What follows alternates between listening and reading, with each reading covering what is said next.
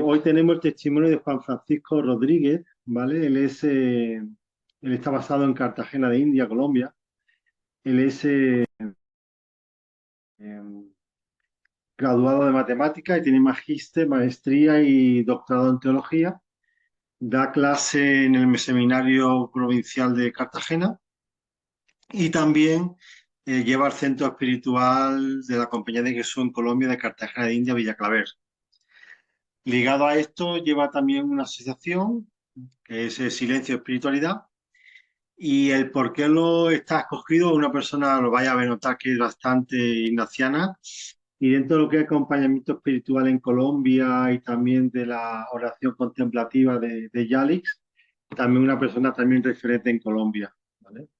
Entonces, bueno, te doy paso, Juan Francisco, gracias por aceptar esta invitación y el espacio es tuyo.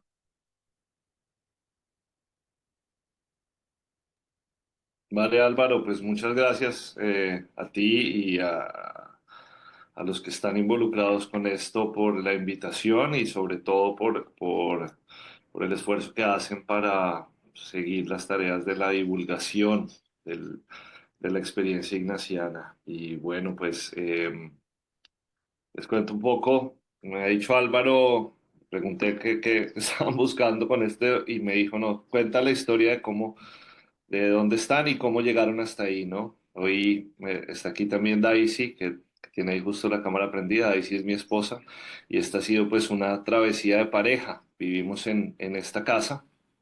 Esta casa es una casa de la Compañía de Jesús que queda propiamente no en Cartagena, sino a las afueras de Cartagena, en un municipio que se llama Turbaco. Eh, y son 4 hectáreas en medio de una montaña, de una naturaleza muy exuberante. Y aquí la compañía desde hace muchos años, pues tiene esta casa. Esta casa la llevamos con Daisy, vivimos aquí con nuestros 2 hijos, Jacobo y María Victoria. Y eh, ¿qué hacemos aquí? Aquí estamos al frente un poco pues de todas las cosas administrativas de la casa, pero también de llevar una agenda de ejercicios espirituales varias veces al año, ejercicios en la vida corriente también, algunos otros tipos de retiros que también ofrece la casa y los ejercicios de contemplación. Ese es más o menos como el centro de lo que hacemos. Pero luego también esta casa es una casa que recibe en hospitalidad, personas que a veces quieren bien estar unos días de retiro o bien estar con sus grupos y sus cosas. Y ese es un poco el sentido de lo que hacemos. Yo soy aquí el director, el mensajero y el chef. Son como mis tres servicios que presto. Y, em, y luego ahí sí está un poco encargada de toda la administración y el tema de la hospitalidad en la casa. Entonces les voy a contar un poco cómo llegamos aquí, cómo nuestra vida nos fue Dios conduciendo a este lugar tan inesperado para nosotros en nuestra historia. Yo diría que podríamos decir que la historia empezó hace mucho tiempo, pero voy a marcar hoy como el punto de inicio, mi tesis de doctorado. Me encontraba yo haciendo una tesis en un doctorado en teología en la Javeriana y la situación no estaba muy bien. Yo no estaba avanzando muy rápido, estaba muy disperso, tenía una beca y tenía que responder por esto y tuve el actual director del CIRE en Colombia, el padre Sarasa, que era mi tutor, me reunió y muy amistosamente me dijo, bueno, si sigues por este camino, no vas a terminar tu doctorado. hay que, hay que replantear todo, ¿no? Sobre todo la manera como lo estaba asumiendo y eso me hizo cambiar de tema. Llegué a un tema de espiritualidad y el nuevo tutor, el padre Carlos Novoa, jesuita también, su, su ayuda que fue valiosísima, pero lo más hermoso que me regaló fue este primer consejo que me dio en nuestra primera reunión. Me dijo, mira, tú lo que quieres hacer es una tesis, eso que tú quieres hacer se llama espiritualidad. Y si tú quieres hacer una tesis en espiritualidad, por favor, sal de aquí y te inscribes inmediatamente en los ejercicios espirituales de 8 días. Y Bueno, obediente como fui, me fui, salí tal cual de su oficina, fui al centro de pastoral, me inscribí en los siguientes ejercicios espirituales de 8 días y luego tuve allí pues una experiencia muy, muy importante y muy significativa y como de reencuentro con Dios, diría yo, que esos primeros 8 días fueron como volver a encontrar cuál era mi lugar, que se había desfigurado mucho y se había perdido el rumbo. Yo todavía no lo sabía, pero ahí sí que pude intuir eso. Y yo creo que para mí también lo más significativo de esa experiencia fue la experiencia del silencio. Creo que fue lo primero que gusté cuando llegué a esos ejercicios y por lo que me sentí muy agradecido, ¿no? Me senté en una banquita, en una bellísima casa de la compañía, entre cafetales, y empecé a escuchar por un momento como los ruidos, que son los ruidos que hay, y fue como si le bajáramos el volumen a eso, y cuando desapareció todo eso se quedó una, una muy, muy delicada experiencia del presente que me llenó de mucha alegría y de mucha gratitud saber que podía estar ahí solo para eso, que podía estar presente solo para eso. Estos ejercicios de 8 días terminaron muy pronto y yo fueron llevados de manera personalizada, no había puntos en común, sino que cada uno iba recibiendo como según su proceso. Y yo recibí principalmente la primera semana de los ejercicios. Y luego, al terminar, pues la religiosa que me acompañó, yo le dije, no, pues, no, ¿cómo así que vamos a terminar si yo siento que hasta ahora estamos empezando? Y ella me dijo, no, tú puedes seguir con los ejercicios en la vida corriente. Y luego estuve 6 meses transitando la vida corriente, pero a los 6 meses dije, yo me tengo que volver a ir y 6 meses después, en Semana Santa, me fui a orar la tercera semana. Y yo diría que ahí sí, sí que fue la experiencia, de todas las experiencias que yo he tenido en mi vida, la experiencia posiblemente más decisiva de todas. Y yo creo que lo que fue tan importante que ocurrió en ese lugar y en esa fecha, un viernes 14 de abril, si no estoy mal, de hace ya varios años, tal vez fue en el 2017, fue encontrar lo cerca que vivía yo del abismo, del precipicio, y lo destinada, caminando hacia donde iba, el, el camino innegable de mi vida hacia la perdición de mi vida. Y yo no sabía que estaba tan perdido y no sabía que estaba tan enfermo y no sabía que estaba tan inundado de maleza y putrefacción, si me permite la palabra, aunque suena fuerte, creo que es lo que describe lo que pude encontrar. Y en esa segunda semana, o que correspondía a la tercera semana de los ejercicios, lo que sí experimenté fue que Dios se acercó hasta mí para rescatarme de un camino en el que había perdido el rumbo y que iba a perder si seguía por ahí todo lo que era importante para mí en la vida. Fue una experiencia muy, muy fuerte de resurrección. Y eso desembocó todo esto de esta primera etapa que voy a llamar la llamada.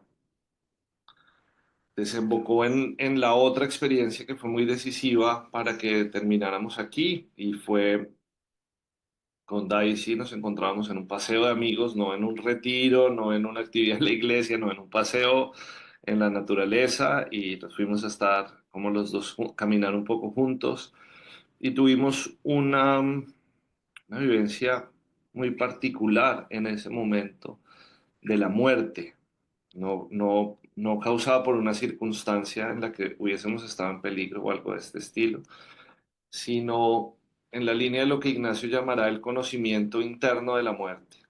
Y esto, cuánta bondad trajo en ese momento.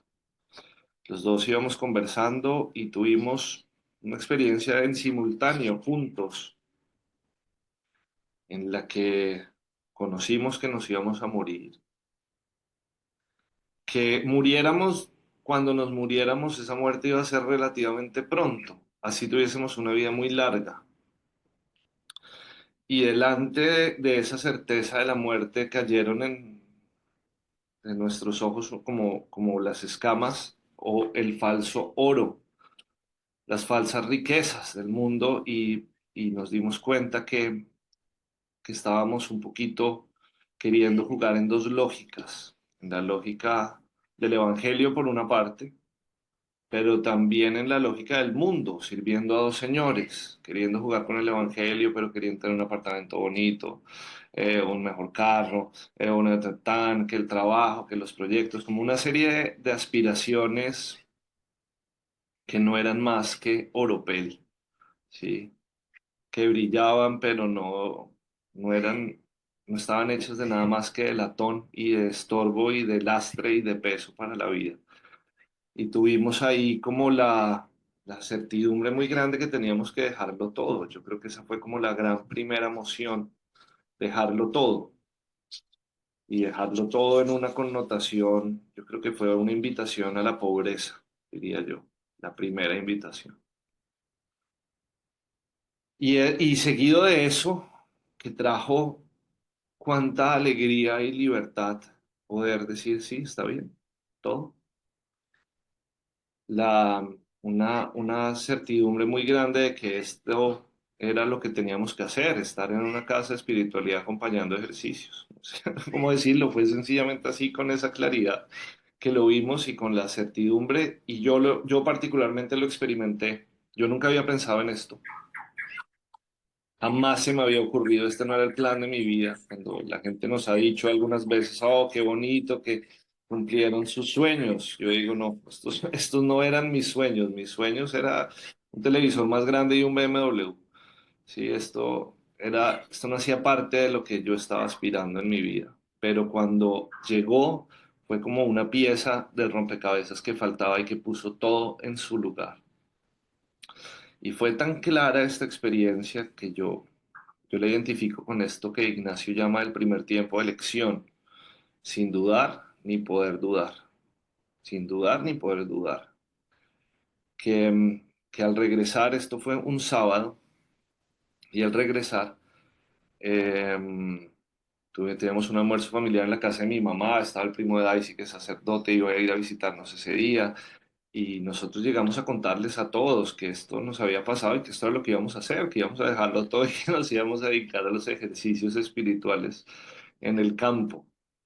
Y, y con todo y lo apresurado que sonaba, también la certeza de que habíamos encontrado algo, o diría yo más bien habíamos sido encontrados por alguien, ¿no? Y se nos había confiado una tarea. Y, y para cerrar un poco esta etapa de la llamada, pues yo llamé a mi director de tesis, que fue el que nos metió en todo eso. Yo le dije, venga, ven a la casa a conversar porque pues ha pasado algo que necesita un poco de discernimiento, ¿no? Y le contamos esta experiencia y él tuvo a bien decirnos esto. Nos dijo, a mí todo lo que me ha contado me parece muy bien, pero ya que piden mi opinión, yo les voy a dar un solo consejo y es que se demoren 5 años para llegar hasta allá. Y pues obedientes como éramos, dijimos, perfecto, 5 años, listo, 5 años. También coincidía un poco con el tiempo necesario para terminar yo mi proceso de doctorado y luego también Daisy, que estaba en ese momento apenas iniciando su tesis. Eh, y así fue, digamos que ahí quedamos y voy a entrar ahora como en una segunda etapa, la segunda etapa que la he llamado la etapa de la preparación, porque habiendo vivido esto a mitad del año en el 2017, pues el 2018 viajamos a Granada, en España, para yo poder escribir mi tesis en el marco de la Facultad de Teología. Y Daisy comenzó su vinculación con la Universidad de Granada en su doctorado de, de arte y antropología. Y este año buscamos rápidamente el acompañamiento de un jesuita, Ramón Correcher, que que nos situó, le contamos, siempre contamos esta experiencia por delante y nos decía, bueno, miren, esto hay como que soltarlo. Si eso es de Dios, pues eso va a pasar. Por ahora hay que trabajar en los cimientos. Y los cimientos en una edificación van sobre la tierra, demandan muchísimo esfuerzo y no se ven, y no se ven. Y, y yo diría que este tiempo que inició en Granada fue como una especie de tiempo de noviciado para nosotros, de afianzar dos cosas, la práctica cotidiana de la oración en pareja. Yo creo que ese fue el primer punto importante. Empezamos a tener cotidianamente un espacio de orar juntos y compartir este silencio. Luego también, mm, para mí particularmente, fue el año de encontrarme con Franz Jalix y los ejercicios de contemplación. Y fue el año de profundizar un poquito en esto de la pobreza, que, como les decíamos, fue como el primero de los llamados que tuvimos, ¿no? Eh, y, y tuvimos yo situaría como dos experiencias de Granada o de esta época que fueron para nosotros muy significativas. La primera tuvo que ver con el buscar casa, porque llegamos a una época que fue muy difícil encontrar vivienda y luego nosotros, pues yo creo que subestimamos un poquito toda la burocracia española y todo lo que significaba alquilar un piso, ¿no? Nosotros pensamos que eso era pagar y ya está, pero entonces el estudio, el codeudor, las garantías, el depósito, la tan y al final es que no íbamos con un presupuesto muy justo y no teníamos para todo esto.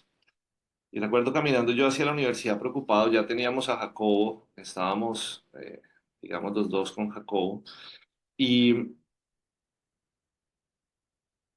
y en algún momento que el piso donde nos estábamos quedando temporalmente nos dijo, bueno, yo creo que ya hasta aquí hasta aquí los puedo tener. Salí yo caminando a la universidad muy preocupado por dónde íbamos a vivir, por un techo para nosotros, para Jacobo, la familia, y, y recordé estas palabras del Evangelio, ¿no? Que no hay que estar preocupado por estas cosas. Y, y sentí en mi corazón claramente que esta iba a ser la última vez en mi vida que me iba a preocupar por eso. Hice una pequeña oración en el camino, sentí, bueno, Señor, sé que tienes una casa para nosotros y la que sea que tengas la va a recibir y ya está. Y tal cual, así, pues historias de la bondad de la divina providencia con nosotros no terminaríamos de contarles, pero esa particular fue muy bella. Llegar a la universidad y un amigo dijo, no, quédense en mi casa, yo me salgo antes. Él terminaba su doctorado en unos meses, pero se salió antes para que pudiéramos vivir ese espacio. Y bueno, yo diría eso, sobre todo esa libertad para no tener que preocuparme por esas nimiedades como el techo o la comida, ¿no? Que fue la siguiente, porque luego aún teniendo techo, un problema burocrático en el verano nos suspendieron la beca y pasamos, creo que fueron 2 o 3 meses sin recibir pues el sustento que era el que teníamos y tampoco es que tuviésemos una base de ahorro suficientemente grande. Y en Granada, por supuesto, todo el mundo se había ido a pasar sus vacaciones y su verano fuera y nos quedamos los dos en un verano, los tres con Jacobo en un verano muy, muy bello, de mucha escasez, pero de mucha abundancia, que yo creo que ha sido como la otra constante en todo este camino. La escasez y la abundancia coexistiendo al mismo tiempo. Llegaban los vecinos de su cortijo y nos llevaban unas cajas de cerezas, o hacían comida y nos llevaban y compartíamos. Amigos, recuerdo mucho un señor, ya falleció, de unos 80 años o algo así, que yo me encontraba con él en el bar a ver fútbol y entonces él ese verano se vio muy, muy agradecido por nuestra compañía, lo acompañábamos a su chalet y le ayudábamos a hacer algunos oficios y luego pasábamos el día y comíamos maravilloso con él. Y fue darnos cuenta durante esos meses con muestras incontables que incluso no, no teníamos, que si queríamos seguir este camino teníamos que vivir libres de esas preocupaciones, ¿sí? Aún en las situaciones más precarias y más límites, teníamos que aprender a confiar en Dios. Y el primero de los meses, bueno, ahí con el Festival de la Bacalaílla lo llamamos, porque la bacalaílla, recuerdo yo, costaba 2 euros en el Mercadona. Y entonces fue el verano de la bacalaílla. Pero luego, incluso la señora dueña del piso, yo la llamé y le dije, bueno, que no íbamos a tener como pagarle el arriendo, pero que si quería coger el depósito. Y ella me dijo, no, el otro mes me pagas los 2 meses y ya está. Y yo, bueno, listo, perfecto. Pero llegó el segundo mes y no se resolvía la situación de la beca. Nosotros pensamos que ya en el segundo mes ya todo debía restablecerse a la normalidad, pero no fue así. Y ahí me preocupar mucho porque llegó el día de pagar el arriendo y no teníamos realmente nada. Y ese día un profesor de la Facultad de Teología se acercó a mí, conversamos, almorzamos juntos ese día y me dijo, mira, yo tengo 900 euros en el coche que no debería tener, cógelos como un préstamo. Yo, no, no, pero ¿cómo te los voy a pagar? Me dijo, no, tómalos, me los pagas cuando puedas. Y bueno, ese día sí que volví a llorar de gratitud por un lado, pero por otro lado también con la amargura de reconocer la falta de fe. Como otra vez, algo se había alcanzado a turbar por esta situación. Como tenía, Dios yo creo que nos estaba recordando cómo, con qué ligereza y liviandad teníamos que caminar este camino de la pobreza que era necesario para la tarea que nos ha sido asignada. Este tiempo, después regresamos de Granada, fuimos a vivir a un pueblecillo aquí en el Caribe, una experiencia muy bella también, San Jacinto Bolívar se llama, un pueblo que no tiene ni agua ni alcantarillado, entonces Daisy estaba embarazada de la niña, me tocó a mí un poco en esta época eh, encargarme, digo yo, las 2 temporadas que más felices he sido de mi vida han sido las que me ha tocado vivir de amo de casa, cargarme de la comida, del aseo, del niño, de tan, y fue una época muy, muy bella de conocer también la escasez y la abundancia otra vez, ¿no? En otro ángulo. Vivíamos nuestros vecinos detrás, el señor cultivaba el campo y vivía en una casa que en cualquier estándar de índice de pobreza, yo creo que entraría en el ámbito de la pobreza extrema.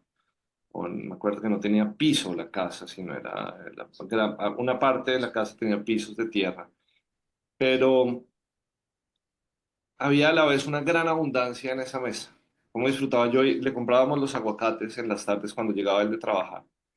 Y yo llegaba y encontraba unas mesas llenas de gente en esa casa siempre. Personas comiendo, vecinos, los hijos, los nietos, los primos, hasta el loquito de la cuadra que estaba por ahí, ahí estaba y había algo ahí para él. Yo creo que San Jacinto nos enseñó un poco de la generosidad espontánea, de la abundancia que hay y yo creo que marcó nuestra vida pues, de manera muy, muy particular.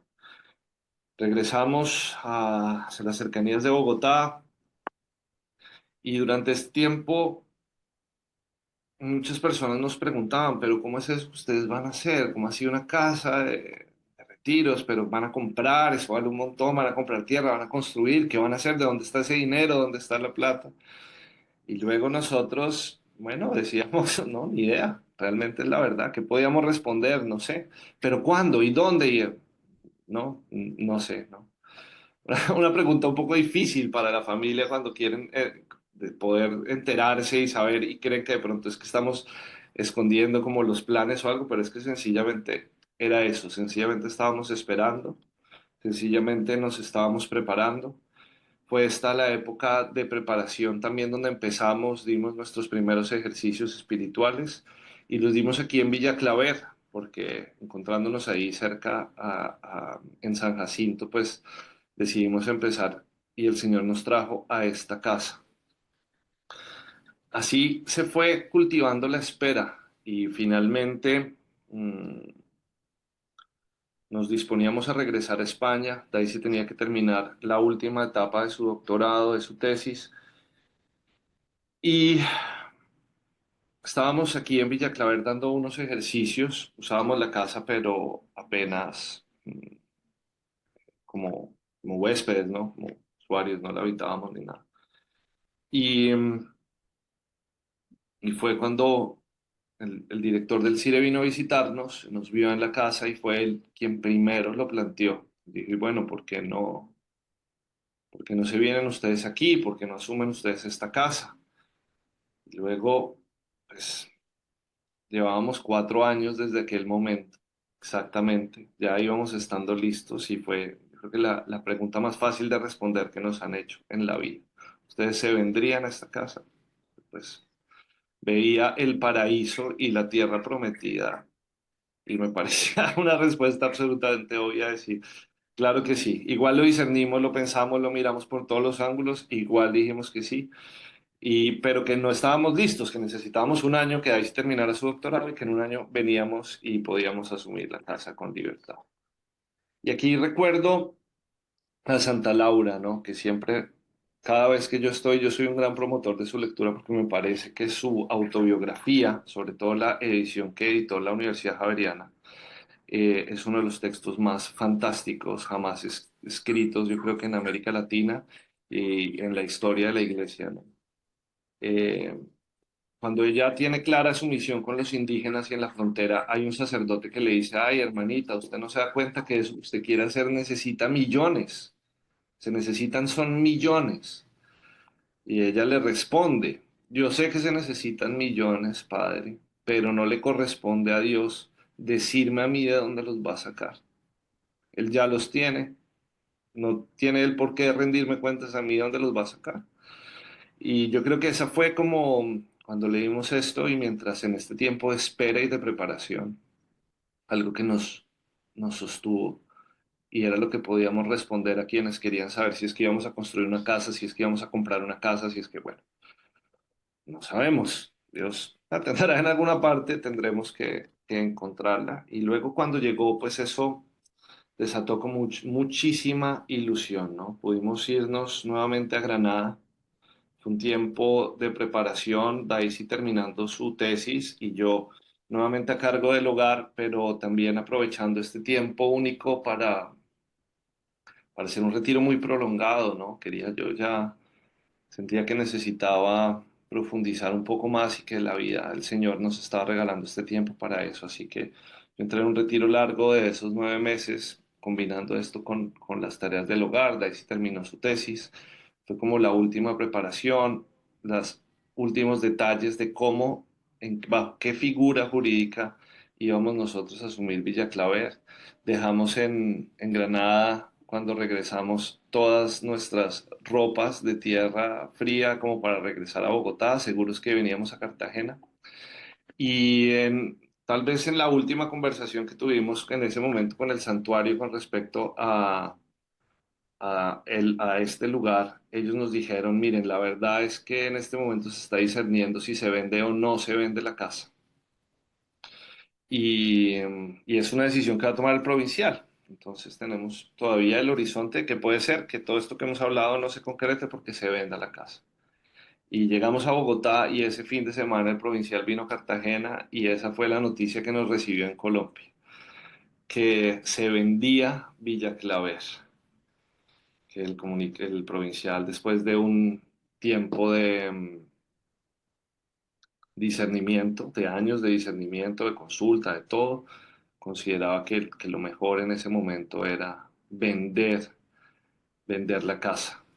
Y, y bueno, quedamos un poquito sin plan, pero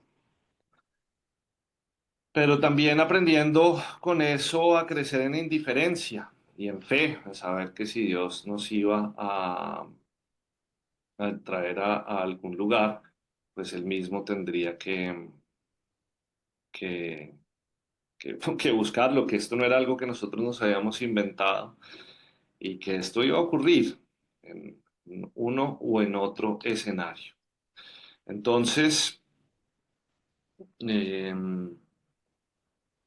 este tiempo de espera, que aquí lo llamo como la última espera, pues fueron unos meses en los que estuvimos en Bogotá, en el Cire, un tiempo también muy provechoso y en el que pudimos ir decantando aún más y esperando aún más, considerando distintas posibilidades, pero también muy conscientes que que teníamos que seguir adelante. Yo creo que muy conscientes que teníamos que seguir adelante, pero por otra parte, aunque habíamos crecido en indiferencia y en libertad con respecto a Villa Claver, había algo en nuestro corazón que no los terminábamos de sacar del corazón y luego muchos jesuitas en esta época particularmente empezaron a insistirnos en que fuéramos nosotros a hablar con el provincial, que no era posible que fueran a vender esta casa, que esta casa tan bonita, que tal, que cómo nos íbamos a quedar sin esta casa, que habláramos nosotros con él. Y a mí todas las cosas, como la más quijotesca, la más extravagante que sentía que Dios nos estaba pidiendo, porque como nosotros dos, que éramos unos aparecidos en este universo ignaciano colombiano, íbamos a ir donde el provincial a decirle que llevaban 2 años discerniendo y que creíamos que estaban cometiendo un error. ¿Quiénes éramos nosotros para decirle eso al provincial? Pero yo creo que al final fue tanta la insistencia de tantas diversas voces que efectivamente pues eso fue lo que hicimos, ¿no? Eso fue lo que terminamos haciendo, hablando con el provincial, con el padre Germán Rodríguez. Él nos recibió, nos hizo un tour, nos presentó a todo el mundo, nos mostró toda la casa, fue una mañana bellísima y después dijo, bueno, ahora sí, pues los escucho. Y aquí era donde tocaba pues expresar esto tan difícil, ¿no? Me parece, o por lo menos así lo experimentamos nosotros. Y así fue, le dijimos que nosotros sentíamos que este lugar era un lugar que había que salvar, que creíamos que era un error venderlo, que aquí se podía hacer algo y que le proponíamos que de pronto nos lo alquilara durante un año, ¿no? Que para nosotros, y aquí yo creo que hubo algo también muy importante, yo le escuché a varios jesuitas justo en estos meses de preparación, que el tema de las casas no era tan importante que la compañía tuviese sus casas, ¿no? Sino que al final, pues ellos pueden ir a cualquier casa y hacer los ejercicios y que de pronto no es necesariamente el dar los ejercicios convertirse en administradores de casas, ¿no? Pero para nosotros como familia, yo creo que fue la única posibilidad de poder asumir este ministerio y este apostolado era estando en la casa, ¿no? Esa era como la intuición que teníamos, porque dar ejercicios y dejar a los niños donde la abuela 8 días estaba bien un par de veces al año, pero más de eso no. Bueno, Cambio, estando en la casa era realmente la posibilidad que teníamos para poder atender los ejercicios y a la vez atender nuestra realidad familiar, que es un poquito lo que hemos venido haciendo, ¿no?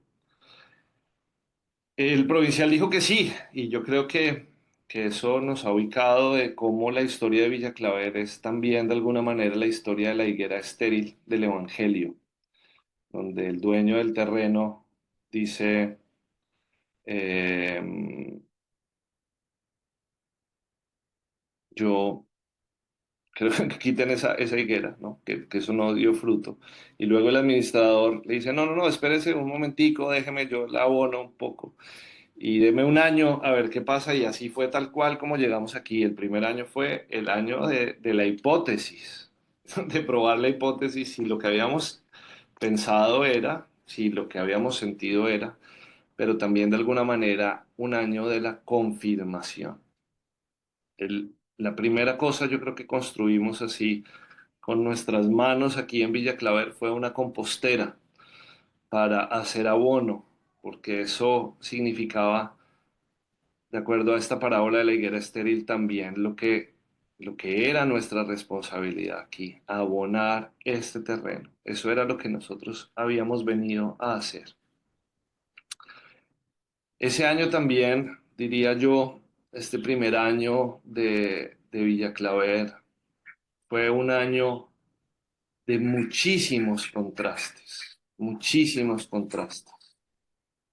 de, de encontrarnos con la alegría y la certeza de estar en el lugar que deberíamos estar haciendo lo que deberíamos estar haciendo, ¿sí?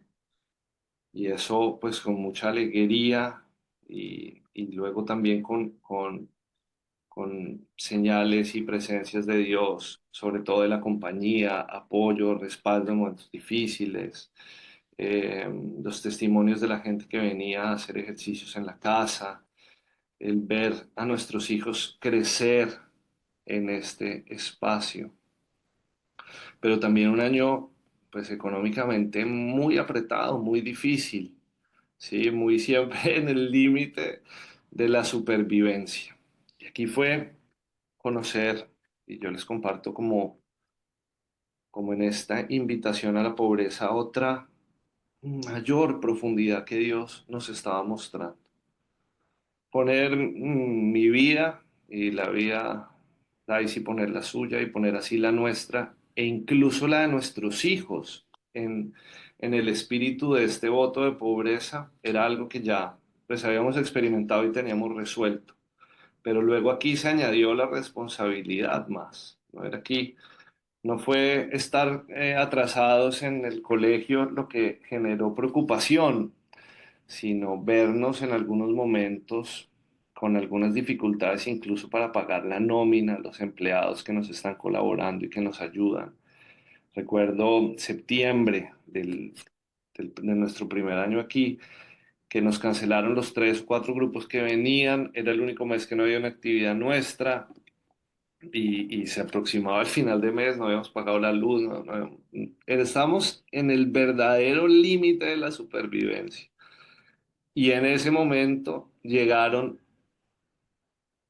46 colchones y tendidos, que era, digamos, una de las primeras tareas materiales que tuvimos, ¿no? El estado de las camas era muy malo y la ayuda del rector del Colegio de los Jesuitas aquí en Barranquilla, el padre Benur, que es como un padrino de esta casa, nos ayudó trayendo todas las actividades del colegio y pagándonos en especie la hospitalidad. Y entonces, en ese momento que teníamos en la cuenta, tal vez 80.000 pesos, que esos son como 20 euros, eh, también era el día que estaban llegando el pedido de camas y nos tocó, a manera anecdótica, venía un grupo ese fin de semana y los colchones llegaron cuando la casa ya estaba perfectamente arreglada para recibir un grupo de 40 y tantas personas que venían.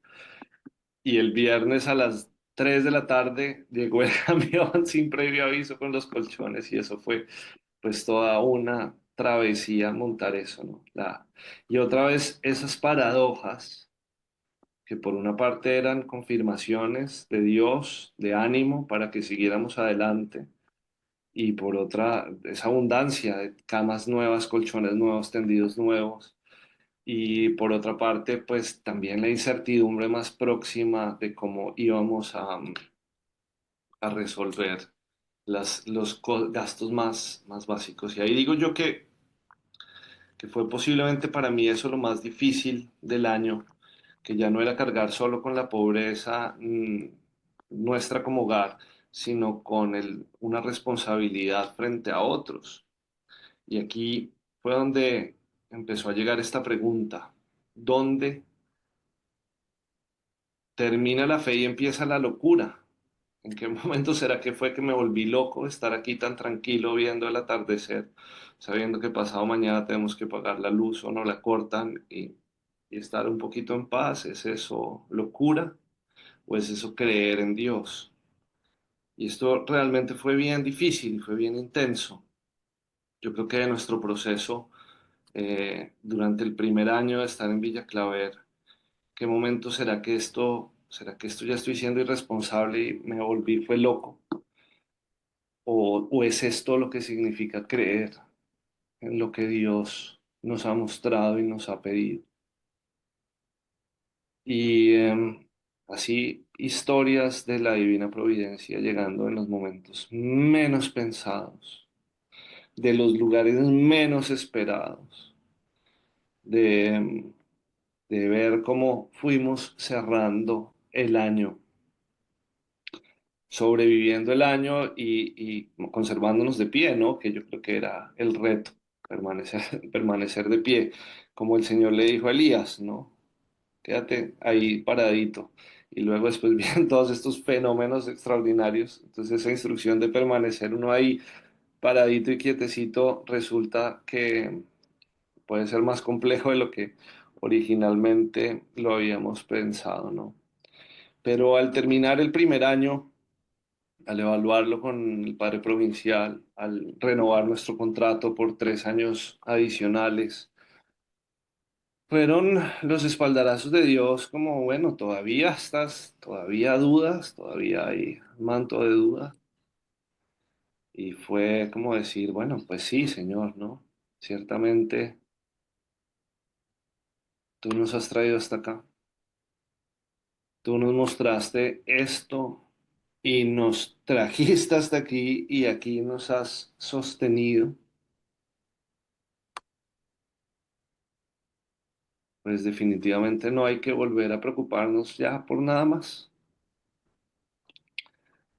Creo que esta experiencia de ir conociendo lo que es la fibra de una preocupación, de que está hecha una preocupación, toda preocupación en la vida está tejida por nuestra soberbia solamente, se apoya solo en eso, en,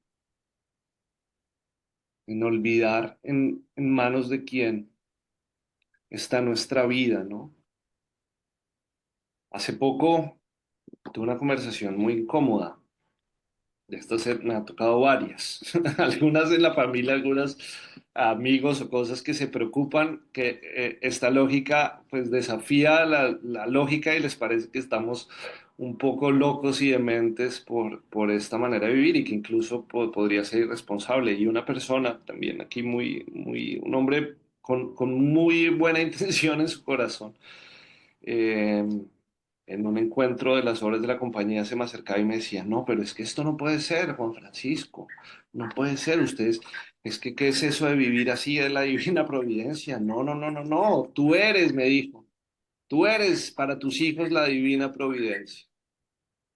Y yo, escuchando, bueno, en una conversación bien difícil de evadir y yo soy bastante malo para eso. Ciertamente pensaba, le agradecía lo que me decía y la buena intención con la que me decía, pero sabía que lo que me estaba diciendo no era cierto, ¿sí? Ni siquiera para nuestros hijos, ¿no? Porque yo creo que sencillamente la pregunta de fondo es, ¿al final creemos o no creemos? Al final estamos creyendo a lo que Dios nos dice y a las palabras del Evangelio. O suenan bonito y queremos creer en esas, pero no creemos. Y yo creo que nosotros tenemos que creer en eso. Fue como la certeza, hay que creer. Dice el maestro que quien escucha su palabra y cree en ella, se parece a una persona que construyó la casa sobre la roca. Aunque vengan los terremotos, los vendavales, las tormentas, los huracanes, no se va a caer, permanecerá inmóvil. Y dice el salmista también que quien confía en Dios es como un árbol plantado a la orilla de una sequía, que incluso en tiempos de sequía se mantiene fresco y exuberante, ¿no? Y yo creo que la fe es esa invitación a que verdaderamente encontremos esa estabilidad que trasciende las circunstancias, que está más allá de las circunstancias y que descubre la providencia de Dios. Entonces yo creo que esta última etapa ha sido, ya después de ese primer año de sobrevivir, pues bueno, ya no volvamos a preocuparnos por eso. Ya no volvamos a preocuparnos por nada y vivamos con libertad y alegría esta tarea que el Señor nos ha puesto, ¿no? Y esta tarea que es, como en muchos aspectos, particular, ¿no? La tarea de ser unos laicos al frente de una casa. Y la sorpresa no siempre grata de algunos que llegan a hacer sus ejercicios y que no se encuentran ahí dónde está el padre y quién es el padre que va a dar los ejercicios. Y que incluso gente que se le explica por teléfono, los ejercicios de mes tuvimos hace un año y este año también un par de situaciones de estas. Daisy suele entrevistar a la gente que viene a la casa y explicándoles que, mire, pues es mi esposo, soy yo, y aún así como que, como si no, no se dieran por enterados hasta que llegan y caen en la cuenta que no hay un padre, que los ejercicios no los va a dar un padre, ¿cómo así que dónde está el padre? Eh, Eso ha sido particularmente sorprendente para algunos, pero luego también para otros refrescante, para otros que vienen peleados con la institucionalidad. Lo decía una chica que estuvo ahorita en Semana Santa, que resultó reconfortante encontrar una casa con una familia y con una pareja y con niños, ¿no? Y algún jesuita que estuvo aquí haciendo sus ejercicios de contemplación nos decía, me encanta estar en una casa donde hay una bicicleta tirada por ahí de los niños, ¿no? Yo creo que los niños y el hecho de que sea una casa de familia también le ha dado un matiz muy particular a la experiencia que aquí se vive, ¿no? Yo creo que otra de las cosas que hemos cuidado mucho ha sido la alimentación. En primer lugar, por un gusto particular de cuidar así la comida, pero también eh, una opción estratégica. Las camas eran malísimas, la casa en los últimos años no se cocinó en la casa, sino que se contrataba un servicio de catering con el que los usuarios habían estado muy molestos. Entonces empezar a darle un cuidado muy especial a la comida y la dimensión que esto ha adquirido en los ejercicios espirituales también, ¿no? Yo creo que el hecho de poder sentarse a la mesa y comer, nosotros en el marco de los ejercicios explicamos siempre que se sirve, pero luego le proponemos a las personas que coman soltando el cubierto. Esto es una práctica que aprendí yo con un sacerdote de Bogotá, el director de la escuela Salmos, que es comer y soltar, ¿sí? Para poder estar un bocado a la vez. Y esta atención a la comida y el poder integrar en nuestra cocina los ingredientes locales, las cosas que está produciendo la casa, pues yo creo que ha sido un tinte también, pues como muy particular, ¿no? Luego, lo otro que empezó con las composteras y el compostaje y el aprovechamiento de los recursos y demás, pues nos ha lanzado en un eje de trabajo, sobre todo con muchas preguntas. ¿No? No es que hayamos dado pasos muy importantes, pero sí con muchas preguntas. ¿Cuál es el papel de esta casa? Una casa llevada por laicos, llevada por una familia, en medio de este ecosistema también tan hermoso y tan particular que tenemos aquí. ¿Sí? Una, una naturaleza muy exuberante. Este es bosque tropical húmedo y todo el resto de la zona es bosque tropical seco. Entonces aquí tenemos también fauna muy bella, mm, monos, monos colorados o aulladores, monos titís, tucanes, aves de cualquiera, lagartos muy interesantes, iguanas, el oso perezoso, ardillas, bueno, y luego también una vegetación muy frondosa y la pregunta de cómo, ¿qué es lo ecoespiritual aquí, no? Que por una parte tiene que ver con recuperar una mirada contemplativa de la creación, ¿sí? Y yo creo que este lugar es muy especial en eso, muy especial en eso. Pero luego también eh, lo agroecológico, la conservación.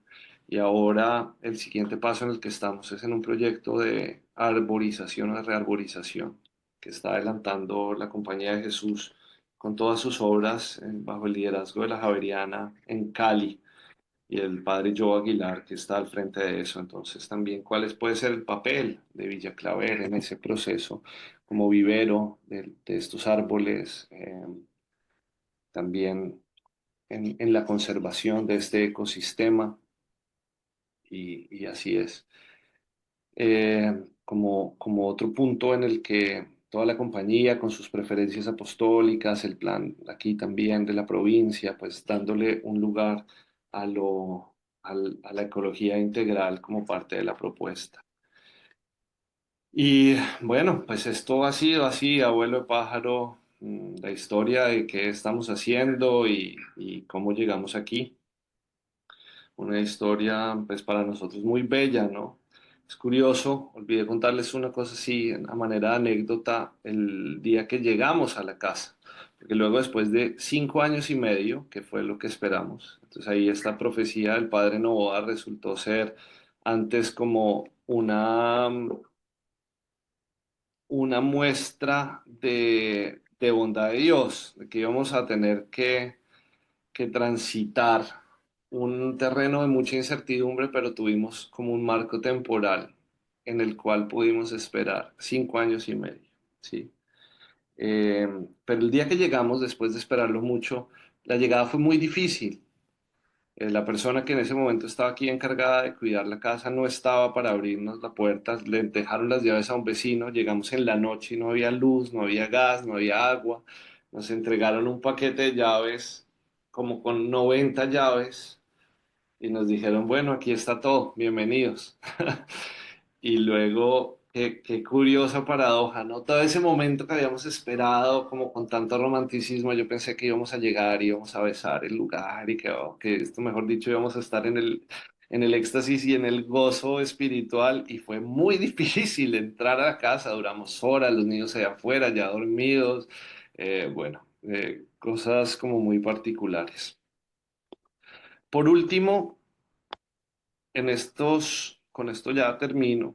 Yo creo que este último año el Señor nos ha venido ayudando a unir los puntos en esta historia y empezamos a sentirlo con Daisy con mucha claridad, que nuestra vocación en este lugar es la vocación de la casa de Betania, ¿no?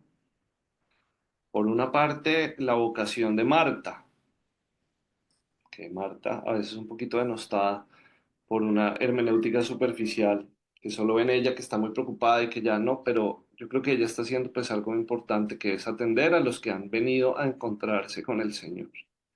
Entonces yo creo que Dios nos fue mostrando cómo nuestra tarea en esta casa es ser como Marta, pero también como nuestra tarea en esta casa es ser como María y que toda esta obra se apoye en el fundamento verdadero de nuestra relación con Dios, que siempre en nuestro caso es exactamente equivalente a la fuerza de nuestra relación de pareja y de nuestra relación de matrimonio, incluso por encima de nuestra vocación como padres, nuestra vocación como esposos. Y por último, la tarea de ser como Lázaro también, de reconocer que como él somos unos enfermos terminales y que más vale quedar bien muertecitos pronto para poder salir de nuestro sepulcro y servir al Señor con libertad. Así que, bueno, esta ha sido un poco la historia. Álvaro me dijo que 1 hora, creo que he cumplido con ese tiempo. Y bueno, Álvaro.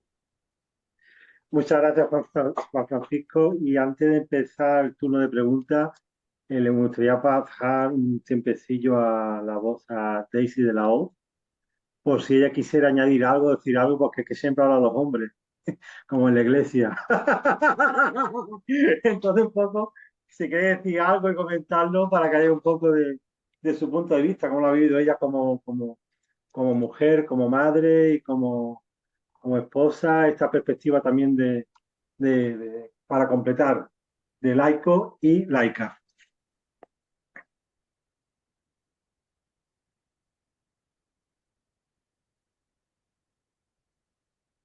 No se escucha. Ahora, si se escucha no se te ve, si se te ve no se te escucha.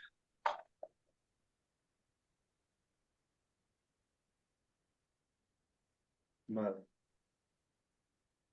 Ah, se va como a Francisco, no más seguro.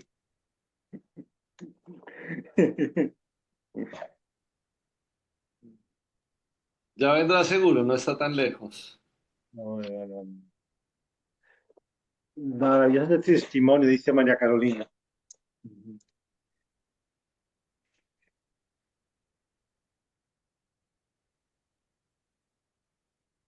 María Carolina. Hola, un saludo para todos. Me cogen así a quemarropa. Yo estaba muy feliz escuchando a Juan Francisco, muy tranquilita ahí. Eh, bueno, y escucharlo, voy siguiendo como cada punto, cada paso, y, y es emocionante escucharlo porque hablo de las emociones, porque pues San Ignacio es muy de las emociones, ¿no?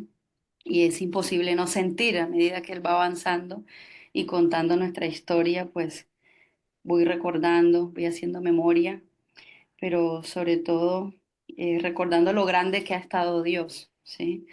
Que a pesar de nuestra estrechez de mente, al menos para mí, lo he vivido de esa manera, siempre me está recordando como madre, como esposa, como acompañante, que mi mente está estrechita y me dice, no te preocupes, va a estar todo bien, no te preocupes.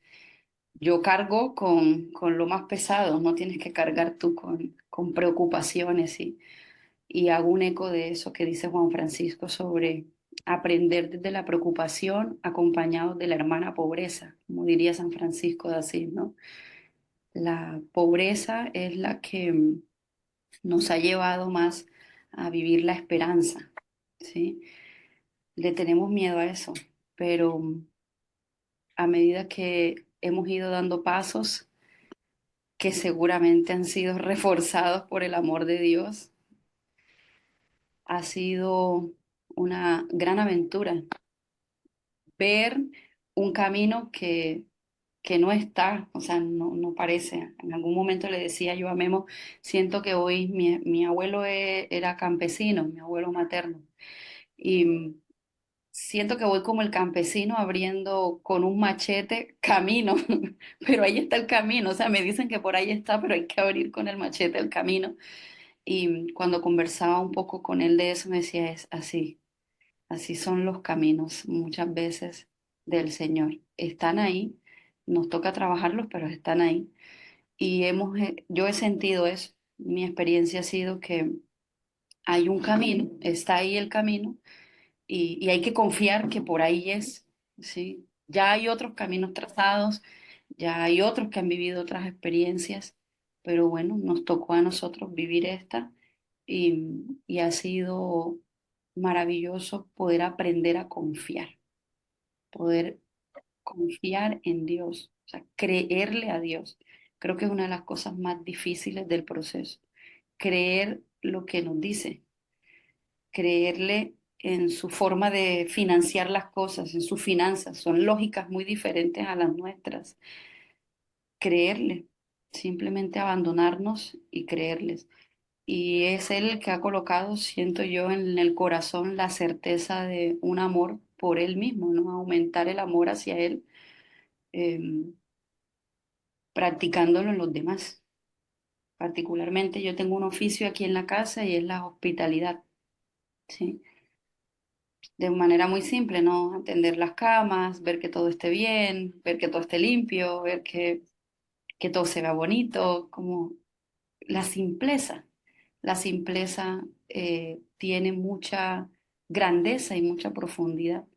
Y esas han sido otras de las cosas que he aprendido en este camino, que con cosas muy simples y muy sencillas podemos ser felices, podemos estar tranquilos y podemos llevar de ese amor de Dios que está en todos lados, en todas partes.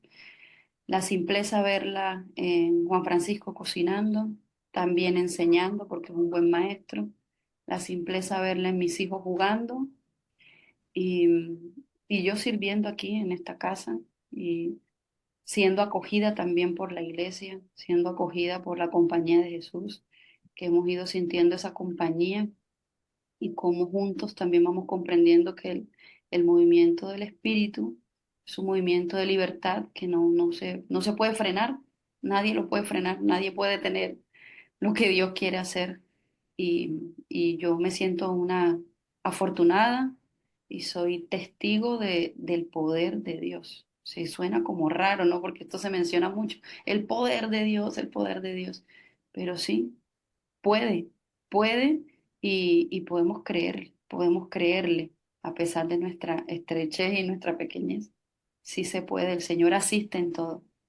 Entonces solamente hacernos disponibles. Ha sido como mi manera de vivir. Muchas gracias a Daisy y a Juan Francisco. Y bueno, dejo el espacio para turno de preguntas, cualquiera que tenga preguntas. Podéis leer los comentarios, a la gente le está gustando mucho la experiencia, ganas de ir allí, te piden voluntarios, se ofrece voluntario a alguien para ayudar en la casa, ahí en el chat lo podéis ver. Y bueno, paso el turno de preguntas por si alguien quiere preguntar algo, alguna duda o algo.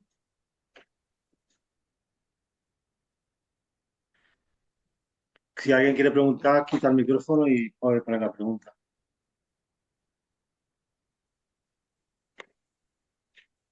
Manuela, ¿Cómo están? Yo más que hacer una pregunta quisiera decir algo. Eh, Recientemente llegué de los ejercicios espirituales en Casa Clavet y estoy muy conmovida escuchando esta historia que no la había escuchado, no la conocía, pero sí la había sentido. Em, Estar en Casa Clavet, yo les decía todo el tiempo estrellita Michelin para los alimentos y no como si fuera algo menor. Es como, creo que hoy escuchándolos puedo entender la profundidad del caminar y es una profundidad que realmente te sostiene en tu encuentro con Dios. Todo está tan pensado, todo está tan sentido, todo tiene tanta profundidad detrás que tú puedes confiar plenamente y entregarte plenamente a la experiencia de Dios estando en la casa. Y me siento muy agradecida con Juan Francisco, con Daisy, con todas las personas que sostuvieron ese espacio, con su amor, con su servicio, con su silencio, porque yo no había conocido antes una experiencia tan profunda de Dios. Y fue simplemente su sostén lo que me permitió entregarme plenamente y vivir una experiencia maravillosa. Entonces, gracias y gracias por compartir esta historia, porque hoy siento que entiendo lo que sentí.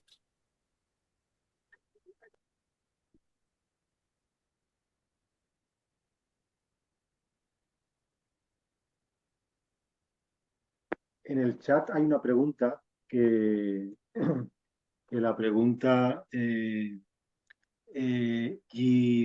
Iralis Pinto y es la siguiente, ¿vale?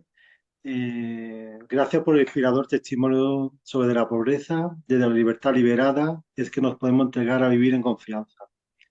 Actuar desde esta lógica en este mundo individualista es un gran reto. Es pasarnos a la bandera de Jesús, al horizonte de ser hijos y hermanos. Y la pregunta es la siguiente: ¿cómo van viviendo la armonía de todas las dimensiones? El tiempo de ustedes como pareja, de los niños y de la misión concreta.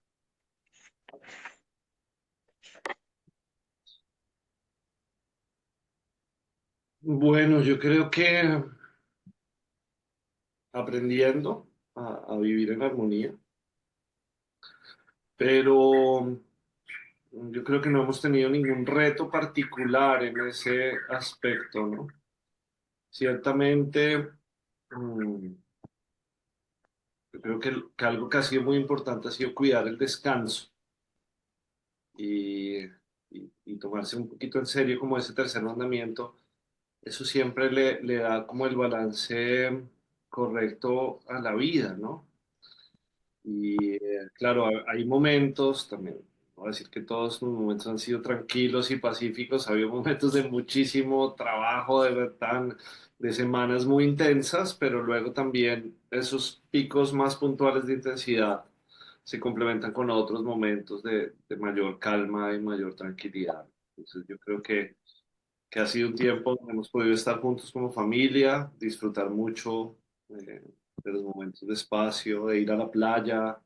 Yo como bogotano, esta es la primera vez que vivo cerca al mar, entonces creo que no he terminado de sacarle jugo a esa afición todavía, entonces vamos a disfrutar de eso y luego eso sí es, no sé tú, Dachita, ¿qué vas a decir de la armonía? Pues yo siento que Dios es un Dios de armonía, es un Dios ordenado. Em, por momentos nos ayudamos como cambiándonos de turno a veces. Juan Francisco jalona cuando estamos llenos de mucho trabajo, siempre jalona a la oración o de repente me toca a mí como que nos ayudamos, como que no perder el foco en el centro, en lo importante. Y desde Dios todo se ordena, todo se pone como en su lugar, ¿sí? Ese sería como para complementar lo que dice Juan Francisco. Dios lo primero.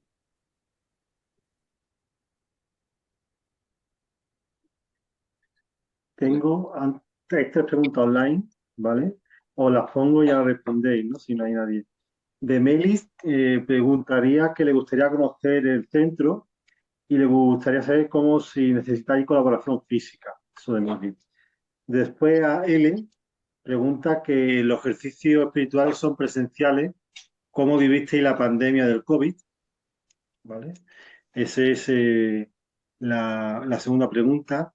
Y ya la última pregunta es si alguien quiere inscribirse a los ejercicios, hacer los ejercicios con vosotros, ¿cómo se puede inscribir? ¿A través del CIDE o en una página web? Esas son las tres preguntas.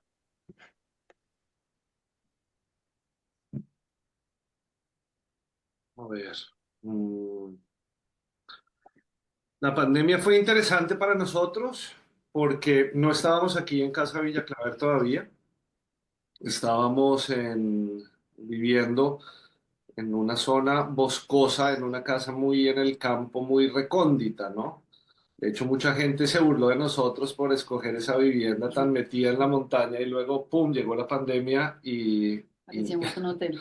parecíamos ya un hotel. Yo creo que se fue como la primera casa de espiritualidad, el primer entrenamiento en hospitalidad grande que tuvimos fue la pandemia porque casi que tocaba hacer turnos para los que querían ir a visitarnos porque todo el mundo quería escaparse. Pero en ese momento empezamos la experiencia de los ejercicios online, ¿no? Yo creo que eso fue como lo que justo estábamos próximos a hacer otro retiro y al llegar la pandemia, pues lanzamos una experiencia de vida corriente y yo creo que bueno, eso fue algo como que nos empujó la circunstancia en ese momento, ¿no? Pero luego, ya como lo vivimos personalmente, fue un tiempo muy, muy, muy bello de estar juntos, de comprometernos ahí con la educación de Jacobo en ese momento, de atender las labores de la casa un poquito encerrados en ese claustro que vivíamos en ese momento. Para los que preguntaban cómo inscribirse, si vi que alguien decía que si en el CIRE o con nosotros directamente, de las dos formas, todas nuestras actividades están en la página del CIRE y también en la página nuestra, que es silencioyespiritualidad.com. Ahí van a encontrar un poquito como la oferta de cosas que hay por delante y por ahí se pueden inscribir. No sé si alguien más había que contestar. ¿no? Ahí está. Sí, hace falta colaboración física, preguntaba Miley. Voluntarios. Voluntarios y ayuda siempre. Sí, Siempre. o sea, aquí mucha es la mies y pocos los obreros, ¿no? Eso es nos damos cuenta. María Fernanda pregunta si han pensado replicar este modelo en las casas de ejercicio de las otras ciudades en unión con otros laicos de espiritualidad ignaciana. Es una pregunta. Y otra pregunta que hay es, ¿cómo vive la autonomía funcional como responsable de la casa, pero en trabajo colaborativo con la compañía? Toma de decisiones, horizonte del servicio de la casa. Esas son las dos preguntas que tengo en el chat. Perfecto. Yo creo que hay una cosa interesante en esa pregunta, en esa segunda pregunta, porque es un modelo que está en construcción, ¿no? Como decía Daisy, no es un camino que ya existía, ¿no? Tiene unas particularidades. Por una parte, es una obra de la Compañía de Jesús, ¿sí? Pero por otra, una obra que no está administrada por empleados de la Compañía de Jesús como tal, ¿no? Eh, entonces, eso pues ha generado como unos retos, pero unos retos que tienen como respuestas muy creativas. Yo creo que tenemos una autonomía administrativa, porque al ser arrendatarios de la casa, la fundación maneja sus recursos autónomamente y la fundación paga un canon de arrendamiento a la compañía de Jesús. Entonces, administrativamente tenemos esa autonomía. Y yo creo que esa autonomía también ha sido importante para el modelo de casa que es esta, que no es un poquito diferente sin duda a las otras experiencias. Pero luego tenemos ese respaldo completo de la compañía en todo, ¿no? Yo creo que ahí es en una un muy claro sentido de cuerpo apostólico, la compañía no ha hecho más sino acogernos e impulsarnos y nosotros nos sentimos en compañía con ellos. Nuestra relación a nivel institucional es muy cercana en todas las instancias, pero también colaborativamente con la comunidad aquí de Cartagena, con el CIRE, con todo. Yo creo que es una relación de estar dentro de la compañía, solo que con alguna autonomía administrativa y sin ser empleados de la compañía, ¿no? Y yo creo que hay que darle también crédito a al espíritu, el espíritu de la sinodalidad.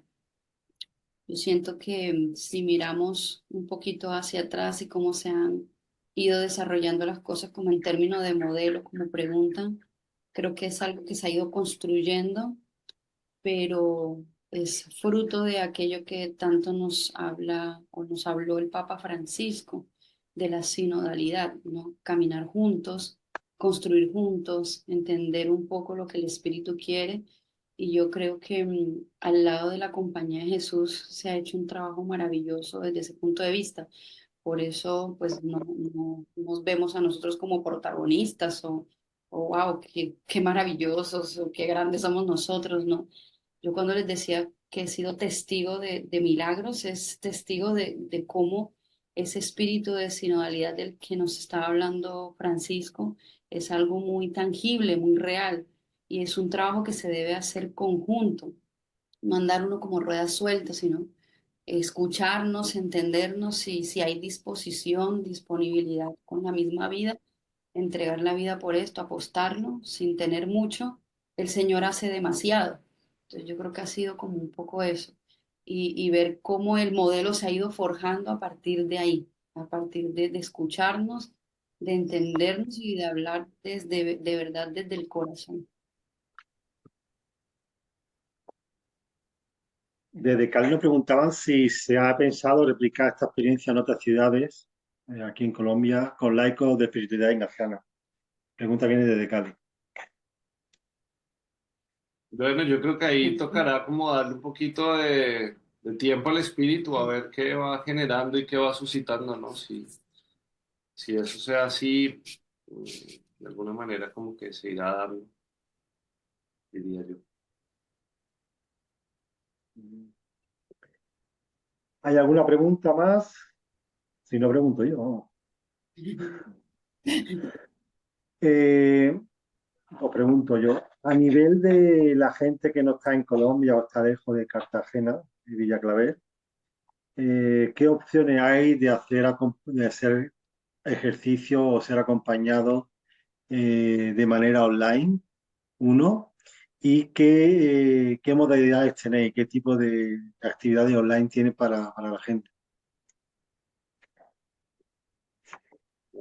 Bueno, yo creo que una de las locuras que también en la que nos hemos metido es, bueno, principalmente Juan Francisco, desde su curiosidad y desde el anhelo de servir, fue el que se adentró en la creación de una página web, ¿sí? Tenemos un sitio web que se llama silencio y espiritualidad.com. Ahí cuando entran se dan cuenta que la página, la verdad es, pues no será la página más hermosa de todas, no somos expertos, pero es muy práctica. Entonces podemos ver allí que tenemos varias ofertas. Está los cursos online. De hecho, dentro de poco empezamos un curso sobre Cristología. Acabamos también de terminar un curso sobre discernimiento espiritual y también tenemos ejercicios espirituales en la vida corriente que se pueden también inscribir a través de la página. Todo se puede hacer a través de la página. Y si quisieran una comunicación más cercana, en la página aparece también mi teléfono de WhatsApp. Me pueden escribir allí y nos podemos hablar, nos podemos conversar, cualquier duda. Y nosotros ya tenemos personas que acompañamos a nivel internacional en distintas partes del mundo. Tenemos personas en Europa, en América del Sur, en América del Norte, Centroamérica. Sí, ya hemos tenido muchísimas personas que han entrado a través de la página web y que han empezado un proceso con silencio y espiritualidad.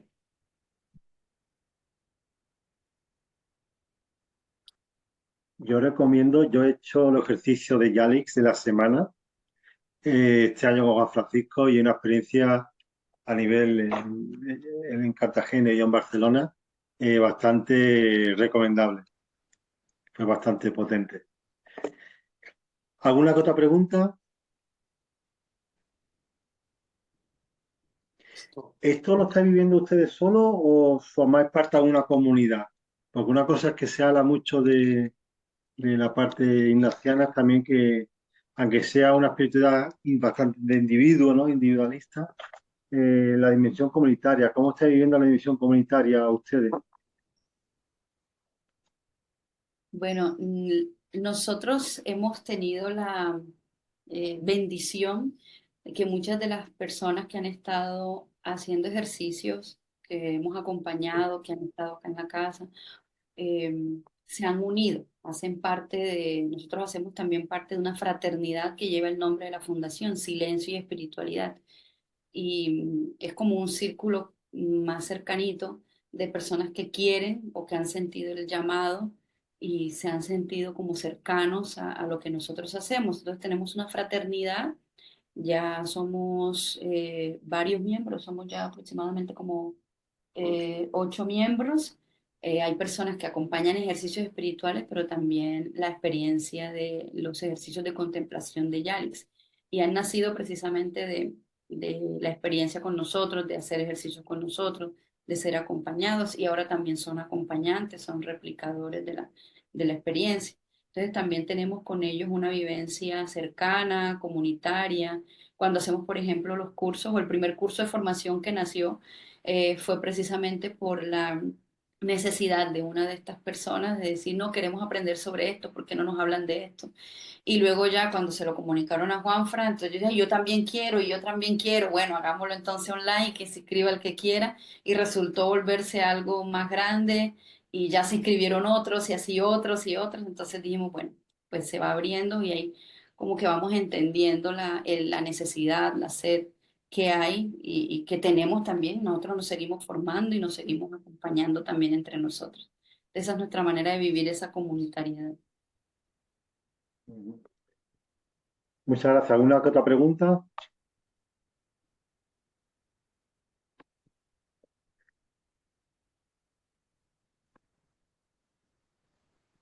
Si no, pues Vamos a dar la última palabra a Francisco y a Daisy, ¿no?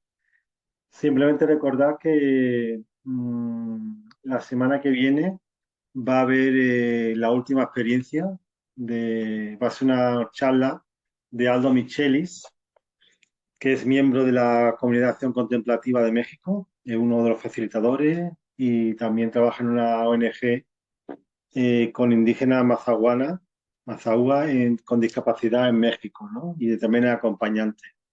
La charla se llama La experiencia mística de San Ignacio y vida laical contemporánea, ¿vale?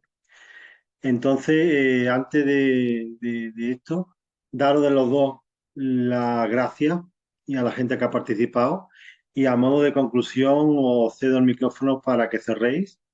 Y los que quieran, pues nos vemos la semana que viene cuando pasaré el cartel.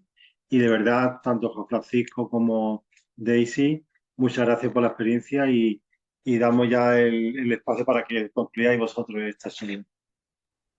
No, también mucha gratitud por estos espacios, por trabajar en ellos y bueno, que el Señor nos bendiga a todos. Gracias. Muchas gracias a todos, de verdad.